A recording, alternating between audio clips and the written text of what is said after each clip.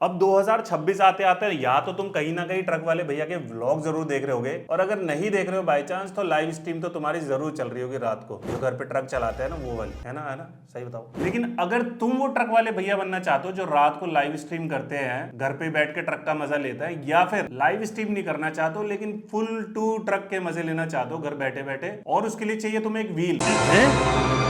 क्या? रुक जाओ, डिटर्जेंट की बात नहीं कर रहा हूँ, फिर मैं ऐड नहीं करूंगा उनका। तो तुम्हें चाहिए कि स्टीयरिंग व्हील जो PS5 पे भी चल जाए और तुम्हारे PC पे भी चल जाए, और हाँ अगर तुम बड़े सख्त लौंडे हो तो Xbox पे भी चला सकते हो। ऐसे में बड़ा सख्त लौंडा हूं।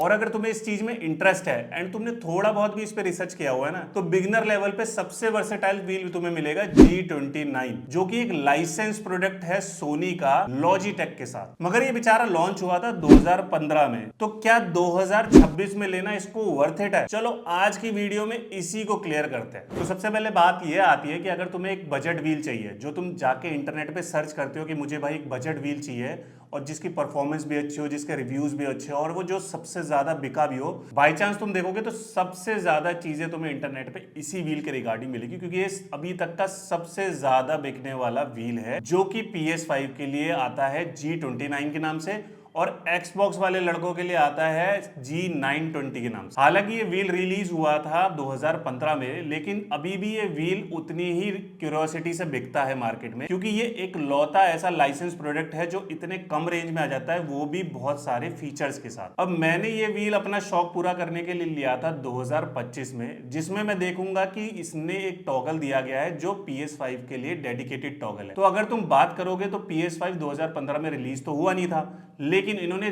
टाइम के साथ उसको कंपैटिबल बनाया है PS5 से। एंड अगर हम बात करते हैं कि ये इतना वर्थ इट है 2026 में या नहीं, तो सबसे पहले हमें इसे देखनी पड़ेगी इसकी बिल्ड क्वालिटी। तो अगर मैं पर्टिकुलरली बिल्ड क्वालिटी की बात करूं तो इसमें दो चीज तुम्हें समझनी पड़ेगी कि पहली स्टार्टिंग में सबसे पहले तुम्हें बिल्ड क्वालिटी देखने मिलेगी व्हील की, जो कि आता है एक बेस के साथ जिसमें डुअल मोटर फीडबैक का सपोर्ट तुम्हें मिलता है। आगे से अगर तुम देखोगे तो तुम्हें दो वेंट दिखाई देंगे, लेकिन पर्टिकुलरली अगर तुम ओवरऑल लुक देखोगे तो वो इस तरीके से डिजाइन किया गया कि तुम्हें पूरे एक गाड़ी वाला लुक फील मिलने वाला है, क्योंकि इसके अंदर डुअल मोटर लगी हुई है। तो उसके वेंट के लिए इन्होंने इसको इस तरीके से डिजाइन करा है कि उसको प्रॉपर वेंटिलेशन मिल जाए, मोटर गर्म वगैरह भी ना हो। एंड अगर बाई चांस कोई देखता भी है ना, तो उसको फील देता है गाड़ी के फ्रंट फेशिया वाला, मतलब क्लेवर डिजाइन किया हुआ है। एंड ये 11 इंच का व्हील इस तरीके से डिजाइन किया हुआ है कि तुम्हें प्रॉपर रेसिंग वाली कार के जो जितने व्हील का साइज होता है ना, उसी के साइज को दिमाग में लेके इसे डिजाइन किया हुआ है। एंड साइड में तुम्हें देखोगे कि प्रॉपरली फील दिया गया है कि भाई कोशिश करी है कि प्रॉपर एक गाड़ी तुम चला रहे हो ना उसी का फील, इसीलिए एक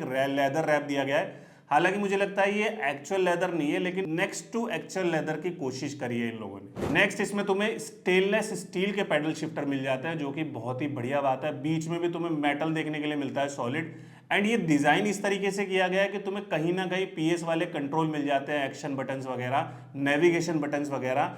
एंड उसी के साथ तुम्हें R3, R2 and L3, L2 भी मिल जाता है, ताकि तुम वहीं से व्हील से सब कुछ कंट्रोल कर सको। फालतू की तुम्हें हैसल ना लेनी पड़े, मुझे भाई कंट्रोलर उठाना है, फिर कुछ चीजें सेट करनी है, फिर उसके बाद दोबारा वो करना है। एंड इसमें एक सिलेक्टर व्हील भी मिल जाता है तुम्हें रेड कलर का, जिसमें तुम इन गेम में मतलब खेलते खेलते गेम वहीं पे चीजें जो क्रूशियल चीज है उसे सिलेक्ट कर सकते हो, इंटरलॉकिंग, ब्रेकिंग वगैरह, और उसका जो फीडबैक वगैरह है वो भी तुम कहीं ना कहीं इसे सेट कर सकते हो। मतलब लॉजिटेक और PS ने मिलकर इतनी कोशिश करी है कि बंदे को कोई भी परेशानी ना हो। अगर तुम्हें प्रोफेशनल गाड़ी भी सीखनी है ना, जैसे आजकल यूट्यूब पे लोग गाड़ी सीख लेते हैं, वो भी तुम इसके अंदर फील ले सकते हो। एंड हाँ, इसके सेंटर में एक बटन है जिसे तुम यूरो ट्रक वगैरह खेलते हुए इग्निशन ऑन ऑफ भी कर सकते हो, इलेक्ट्रिकल सिस्टम तुम्हारा ऑन ऑफ भी हो जाएगा उससे, जैसे पुश बटन स्टार्ट से होता है। बिल्कुल क्लेवर। और इसे तुम किसी भी टेबल पे, मतलब ज्यादा खास मोटी टेबल नहीं होनी चाहिए, तुम्हारा 1 से 1.5 इंच की टेबल पे इजीली माउंट कर सकते हो। इसमें ये क्लैंप दिए हुए हैं जिससे टाइट करके तुम इजीली टेबल पे माउंट कर सकते हो, या फिर इनकी कुछ छोटी मोटी रिग आती है, वहां पे भी तुम इसे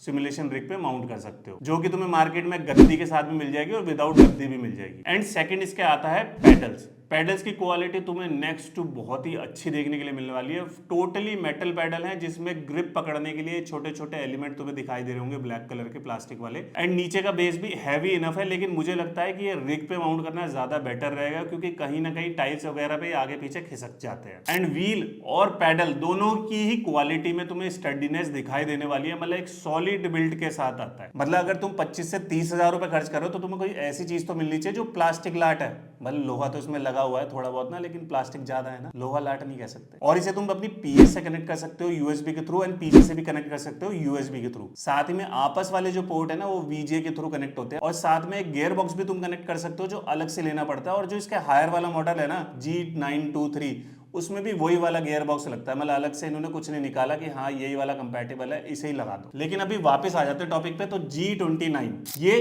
कितना कंपैटिबल है तुम्हारे लिए वो जानना बहुत जरूरी है। तो सबसे पहले अगर तुम्हारे पास PC है तो तुम इसे यूज कर ही सकते हो, एंड उसके बाद तुम्हारे पास PS5 है तो ये एक लाइसेंस प्रोडक्ट है, तो बहुत ही बढ़िया कंपैटिबल होकर चलता है PS5 के साथ। उसी के साथ PS4 पे भी बहुत कंपैटिबल होकर चलता है, क्योंकि PS4 के गेम PS5 में भी चल जाते हैं, लेकिन दोनों के साथ ही अच्छा कंपैटिबल है। PS5 में कहीं कहीं किसी किसी गेम में बहुत ही अच्छा फीडबैक है। उसी के साथ PS3 में भी कंपैटिबल है, लेकिन तुम्हें उसके लिए कोई टॉगल नहीं मिलने वाला है, वहां के लिए तुम्हें थोड़ी तिगड़म बिड़ानी पड़ेगी, जिसके लिए तुम हमेशा तैयार ही रहते हो। और साथ ही में अगर कंपैटिबिलिटी की बात करूं तो 80% प्लस गेमों में ये कंपैटिबल है और यूज कर सकते हो तुम इजीली, अभी तक के लेटेस्ट वालों में भी। हालांकि जो फोर्जा होराइजन 6 आएगा उसमें भी मुझे लगता है कंपैटिबल ही रहेगा, क्योंकि PS5 पे भी आएगा वो। एंड ऊपर की तरफ कुछ लाइट दिख रही होगी, जैसे जैसे तुम थ्रॉटल प्रेस करोगे और तुम्हारी गाड़ी रिव्स करेगी, वैसे वैसे लाइट तुम्हें इंडिकेट करेंगी कि हाँ कितने RPM बढ़ रहे हैं, कम हो रहे हैं। बिल्कुल तारा रामपम वाला फील है, सैफ अली खान वाला। तो भाई ये बात तो हो गई इसकी कंपैटिबिलिटी की। अब बात करते हैं इसकी यूएसपी की, मतलब 2026 में भी इसको लेना क्यों वर्थ इट है। तो सबसे पहले ये 900 डिग्री वाला रोटेशन वाला व्हील है, जिसको तुम चला के एक्चुअल गाड़ी वाला फील ले सकते हो। मतलब स्टीयरिंग 2 बार काटते हैं ना, उसके बाद गाड़ी मुड़ती है प्रॉपरली पूरी, तो वही वाला फील तुम्हें इसमें आने वाला है। अगर तुम कम डिग्री वाला व्हील लोगे ना तो वहां पे रेसिंग कार वाले में तुम्हें उतना मजा नहीं आएगा, और उसके लिए हैबिचुअल होने में भी तुम्हें टाइम लग जाएगा कहीं ना। एंड कुछ गेम में तुम्हें फीडबैक इतनी प्रॉपर दिखेगी कि तुम व्हील पूरा काट लोगे ना, और गाड़ी जैसे जैसे तुम्हें सीधी करनी है तो व्हील अपने आप थोड़ा सीधा भी हो जाएगा, जैसे एक्चुअल गाड़ी में हो जाता है। लेकिन कहीं कुछ गेम में वो तुम्हें मिसिंग भी मिल सकता है। एंड क्योंकि ये PS का लाइसेंस प्रोडक्ट है, ये भी इसका एक यूएसपी है, क्योंकि तुम सारे PS के फीचर इस पे इजीली एक्सेस कर सकते हो, उसी के हिसाब से इसे डिजाइन किया हुआ है। रही बात व्हील को चलाने में, इसलिए भी मजा आता है कि लगता है तुम्हें फोर्स फीडबैक के साथ कि गाड़ी तुम एक्चुअल में चला रहे हो। और जब तुम इसे स्टार्ट करोगे तो ये अपने आप सारी चीजों के अकॉर्डिंग कैलिब्रेट कर लेता है, एक बार दाएं जाएगा और एक बार बाएं जाएगा, इधर चला मैं उधर चला,